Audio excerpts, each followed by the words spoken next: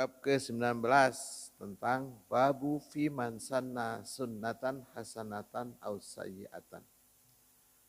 Bab menjelaskan tentang fiman, siapa saja orangnya, sanna, memberikan contoh atau memberikan jalan, ngasih tahu. Sunnatan hasanatan, sesuatu yang sunnah, hasanatan kebaikan. Au sayyi'atan, atau ngasih tahu sesuatu yang jelek atau memberi contoh yang jelek. Ada gitu orang memberi contoh yang jelek banyak. Banyak. Jangan-jangan kita juga termasuk di dalamnya. Na'udzubillah min dzalik.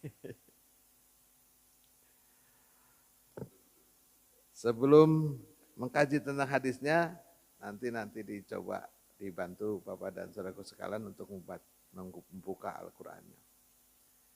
Allah Subhanahu wa taala berfirman dalam Al-Qur'anul Karim surat Al-Furqan ayat ke-74. A'udzubillahi minasyaitonir rajim. Walladzina yaquluna rabbana hab lana min azwajina wa dzurriyyatina qurrata a'yun waj'alna lil muttaqina imama. Semuanya hafal. Hafal semuanya. Tetapi tatkala ditanya tentang makna ini bagaimana? Makna ini sejatinya adalah agar kita ini menjadi suri toladan, menjadi contoh. Bukan hanya berdoa, tapi ternyata tidak ada usaha.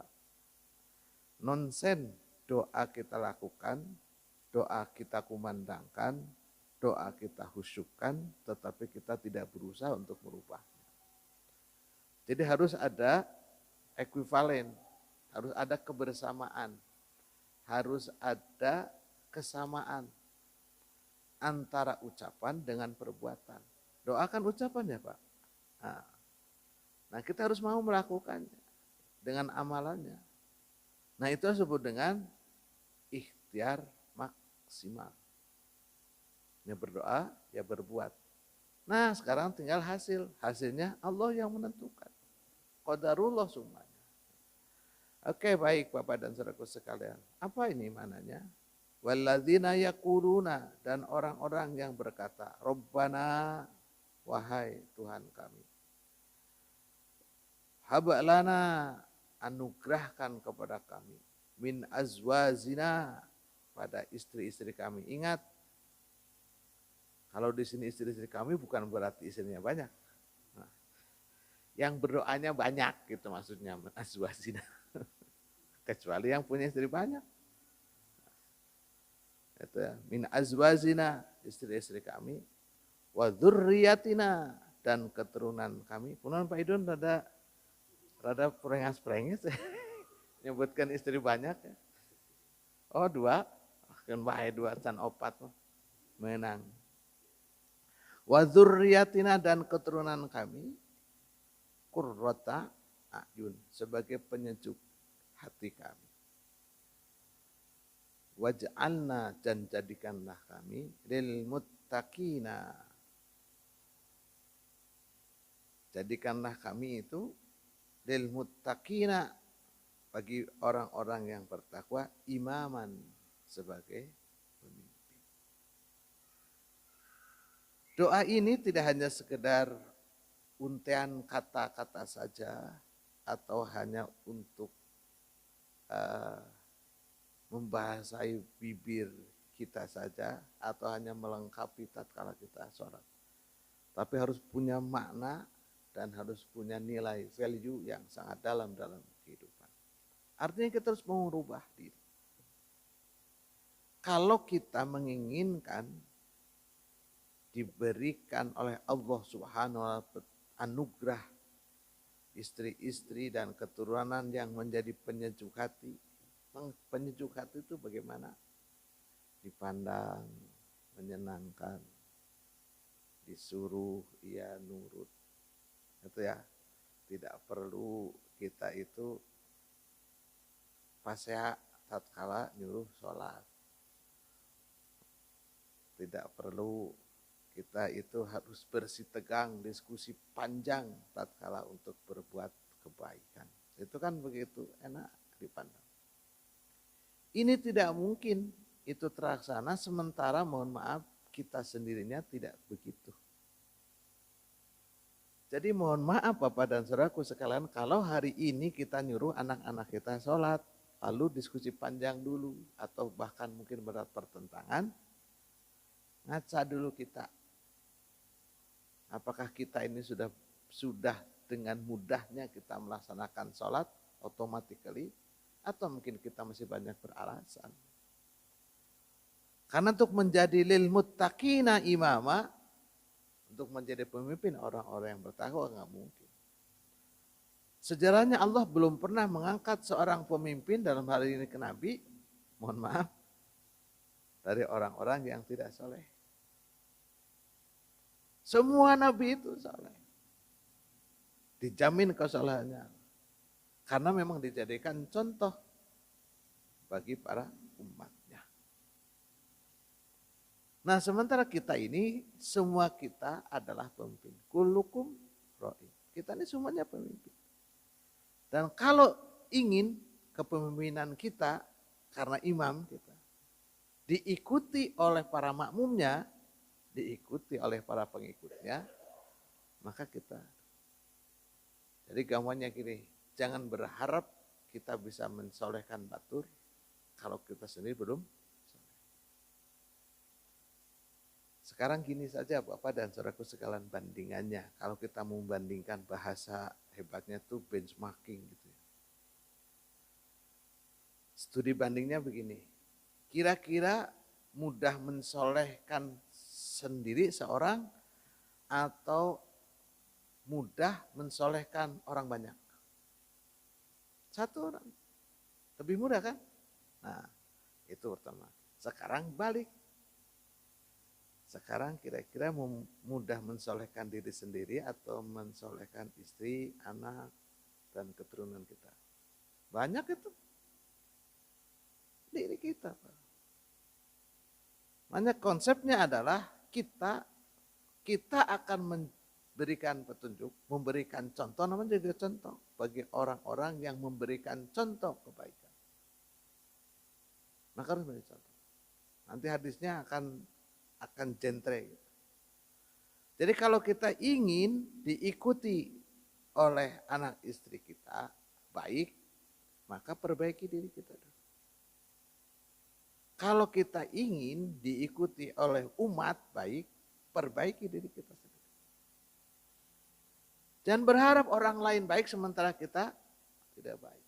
Jangan seperti lilin yang bisa memberikan penerangan kepada orang lain tapi dirinya terbakar.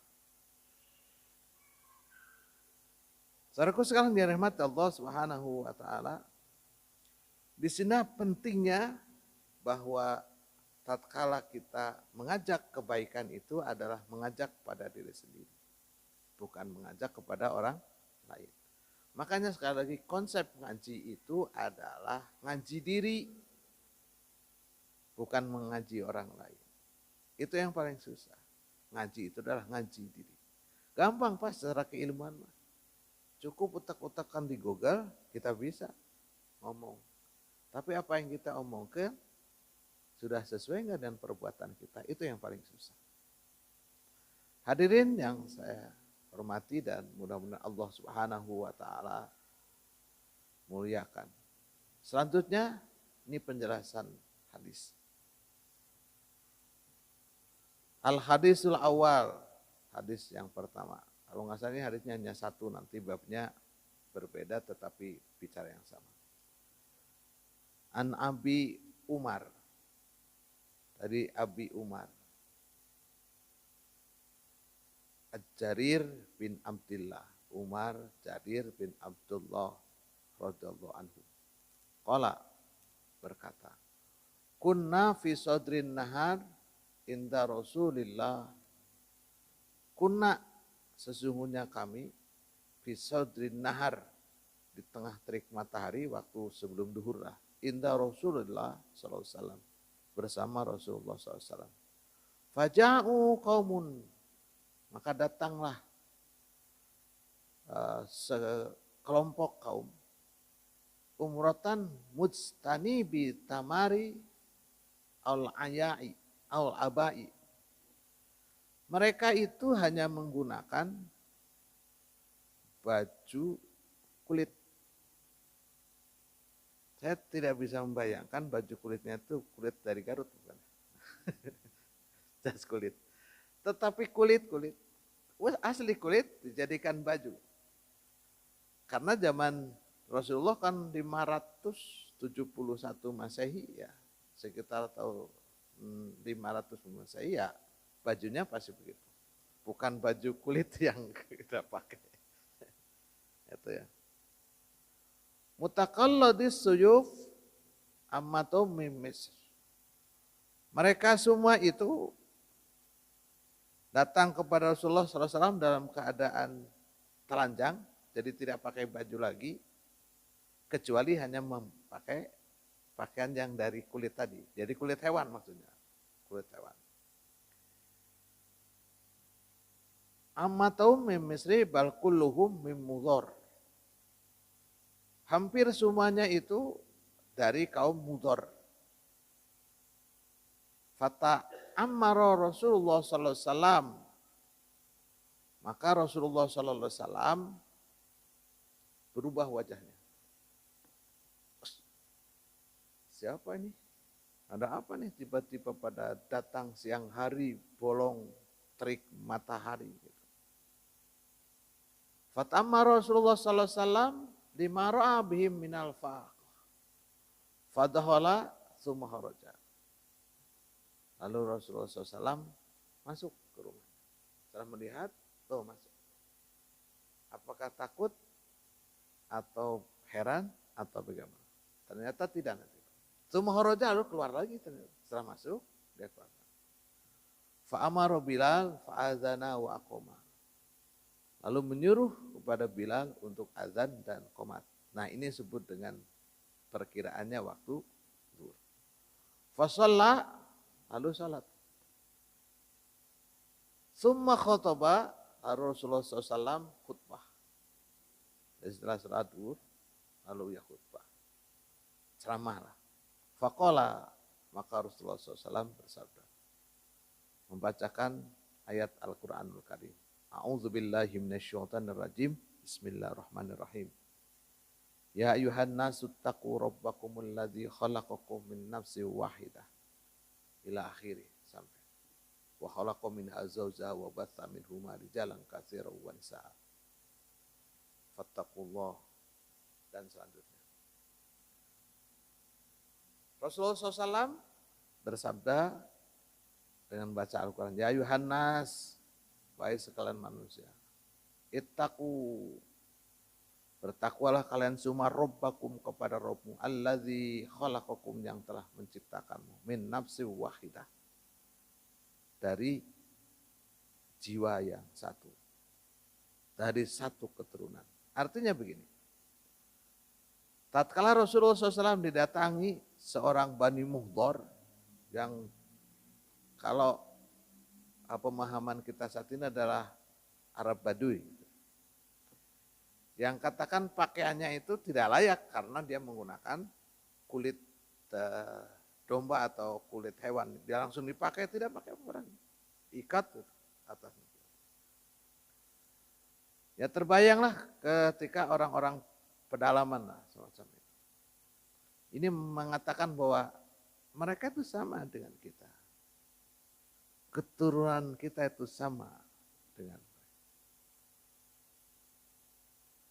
Sampai terakhirnya kata innallaha kana alaikum raqib. Pesan yang diberikan kepada para sahabat Rasulullah SAW itu tidak hanya saja harus bagaimana kita selanjutnya, tetapi itu disadarkan dulu. Jadi jangan memicingkan mata sebelah atau sebelah mata tatkala ada orang yang datang, mungkin dia compang-camping atau kita tidak mau. Saha ye datang-datang ke masjid pakainya gini umpamanya. Itu juga kita harus hindari semacam itu. Dilanjutkan dengan ayat yang lain. Rasulullah SAW membaca Al-Quran surat Al-Hasyr. A'udzubillahi minasyaitonir rajim. Bismillahirrahmanirrahim. Ya ayyuhalladzina amanu taqullaha wal tanzur nafsum ma qaddamat lighad. Ya ayyuhalladzina amanu, hai orang-orang yang beriman. Ittaqullah, bertakwalah kepada Allah. Wal tanzur, dan lihatlah nafsun dirimu ma qaddamat lighad. Masa lalu kalian lihat untuk masa depan. Artinya begini. Hari ini kalian itu bisa berpakaian semacam itu. Dulu mungkin kalian sama dengan mereka. Begitu ya. Jadi mohon maaf, artinya tidak tahu aurat yang ditutupi dan sebagainya gitu. Jadi mohon maaf Bapak dan saudaraku sekalian, tatkala ada orang yang dia belum tahu tentang hukumnya, oh nggak mungkin, dimungkinkan Pak di zaman Rasul. Mohon maaf, zaman Rasul kan belum ada yang namanya HP, belum ada yang namanya Google. Jadi harus betul-betul face to face mengajarkan kepada umat itu. Dia datang ke muhdhar itu. Karena tadi telanjang hanya menggunakan itu saja, gitu. Orang juga pada memberikan, jangan karena orang Rasulullah saja begitu. Gitu. Itu pesan yang disampaikan. Jadi jangan suudon dahulu. Kalian juga dulu sama, begitu. Sekarang sudah tahu karena ada syariat Islam jadi harus menutup aurat. Jadi kalau mohon maaf, kalau kita melihat orang yang terbuka atau membuka auratnya, jangan-jangan mereka itu belum paham. Jangan dibenci dulu, kasih tahu. Pelan-pelan ngasih tahunya, jangan dibenci. Wah, Anda itu bukan golongan saya. Wah, akhirnya bagaimana mungkin mereka akan masuk pada golongan kita. Bagaimana mungkin mereka itu akan tertarik dengan ajaran-ajaran Islam yang katanya damai, tetapi begitu melihat langsung dihantam, pasti. Ingat Bapak dan saudaraku sekalian, dakwah itu adalah merangkul, bukan memukul. Dakwah itu adalah menasihati, bukan mencaci maki. Jadi awalnya dari situ. Dakwah itu adalah menasihati, bukan mencaci maki. Belum mencaci maki. Wah, salah, bla bla bla, neraka dan sebagainya. Tidak. Tetapi bagaimana kita itu mengayomi, memberikan tahu, menasihati secara pelan, bil hikmah wal mau'izatul hasanah. Itu adalah konsep berdakwah. Begitu Rasulullah semacam itu. Lalu selanjutnya Rasulullah SAW mengatakan, bersabda setelah membaca dua ayat tersebut. Rasulullah SAW bersabda, qala Rasulullah SAW, tasaddaqa rajulan min dinar, min dirham, min thawabi, min son. Setelah itu, mohon maaf, bukan kata-kata Rasulullah. Rasulullah SAW membaca dua ayat tersebut, lalu tiba-tiba tasaddaqa rajulun. Ada seorang laki-laki tersebut bersedekah. Min dinarihi, dengan membawa dinarnya.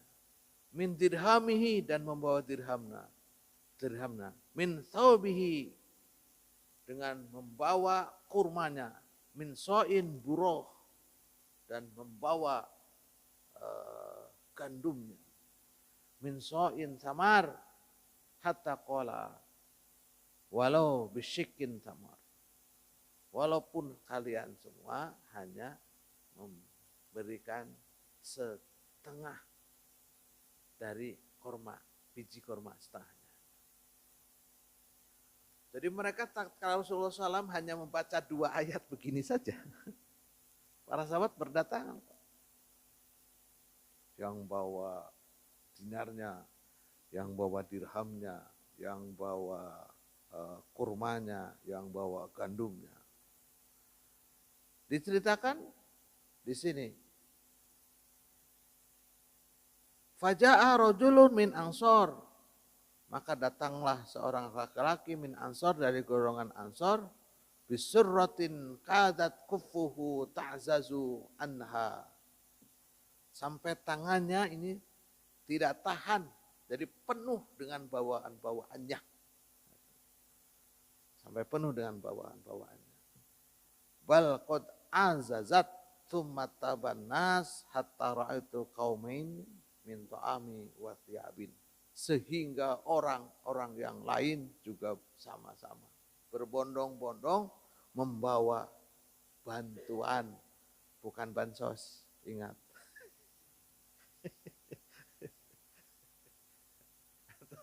Jadi kalau sudah bilang begitu suka jadi nggak enak gitu menjelaskannya.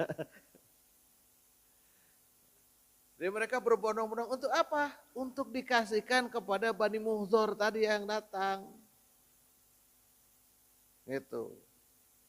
Yang hanya menggunakan baju dari kulit hewan, auratnya terbuka, dia itu compang-camping, miskin karena kekurangan makan, kelihatan lah, kumuh gitu, diberikan kursi. Nah Rasulullah SAW sampai hatta ra'aitu Rasulullah SAW yatahallalu kana mudhabatan.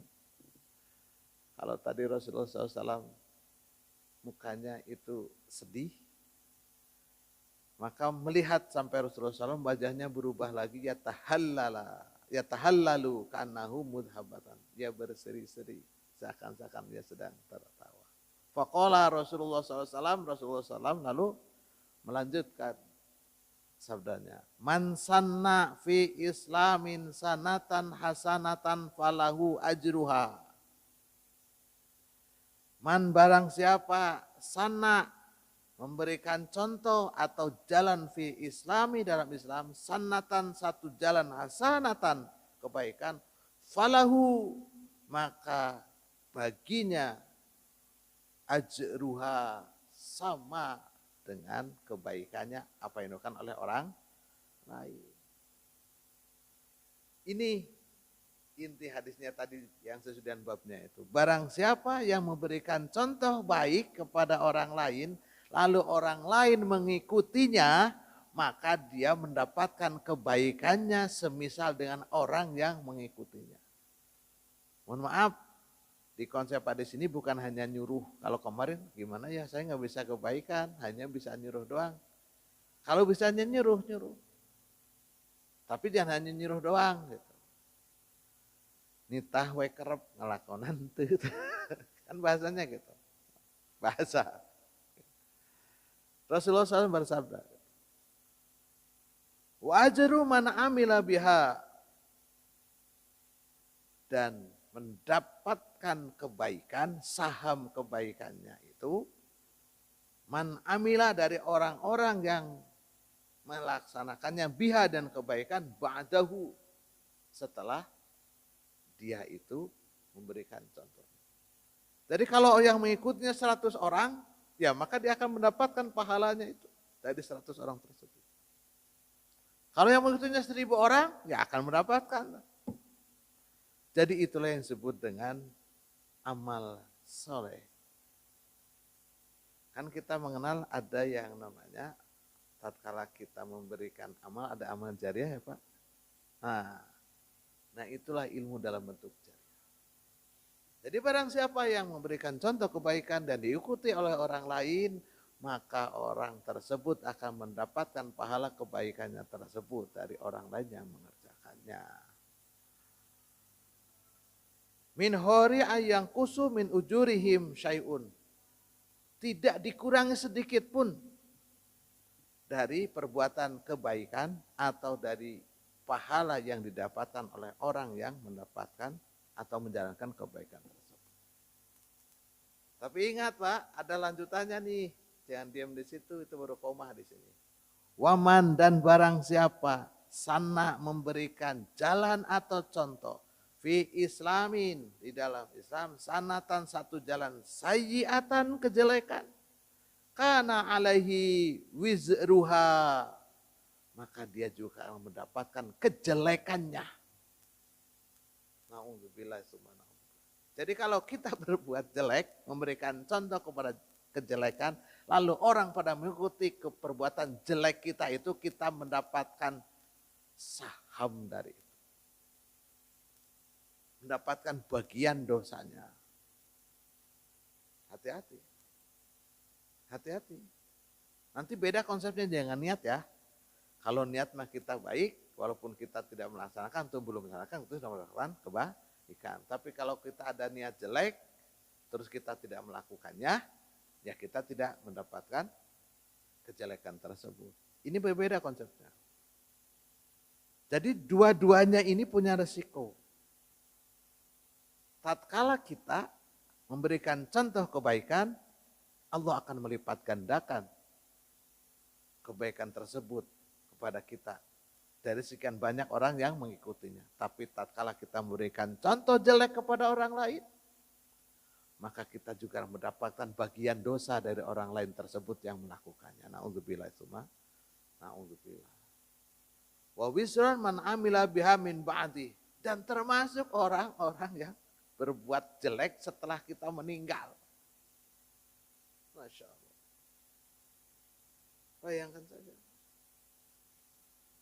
Itulah investasi kejelekan ternyata. Jadi itu hanya saja investasi kebaikan. Termasuk kejelekan kita. Loh, saya kan tidak mengajarkan. Umpamanya ya.